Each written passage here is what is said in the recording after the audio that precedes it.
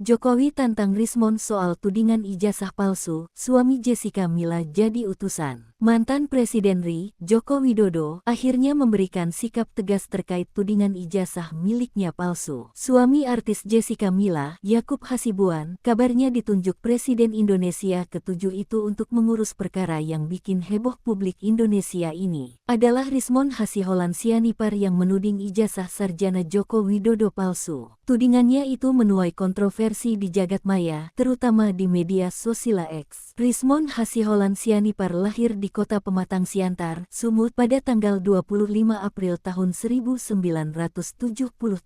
Dikutip dari laman resmi miliknya, ia lulusan dari SMAN 3 Pematang Siantar. Pada tahun 1994 ia merantau ke DIY Yogyakarta. Pada tahun 1998 dan 2001 Rismon menyelesaikan pendidikan sarjana teknik dan magister teknik keduanya di Teknik Elektro Universitas Gadjah Mada. Rismon melanjutkan pendidikannya dengan mendapatkan beasiswa dari pemerintah Jepang di Universitas Yamaguchi dan mendapatkan gelar Master of Engineering dan Doctor of Engineering. Menanggapi isu ijazah palsu itu, Jokowi mengatakan sedang dipertimbangkan untuk dikaji lebih dalam oleh tim hukumnya. Pihaknya akan menempuh langkah-langkah hukum apabila masih ada yang mempersoalkan ijazahnya palsu. Menurut Jokowi, pihak yang mendalilkan dan menuduh soal ijazah palsu itulah yang nantinya harus membuktikannya. Tim hukum Jokowi, Yakub Hasibuan dan rekannya telah bersilaturahmi dengan Jokowi di kediaman wilayah Sumber, Kecamatan Banjarsari, Kota Surakarta, Jawa Tengah beberapa waktu lalu.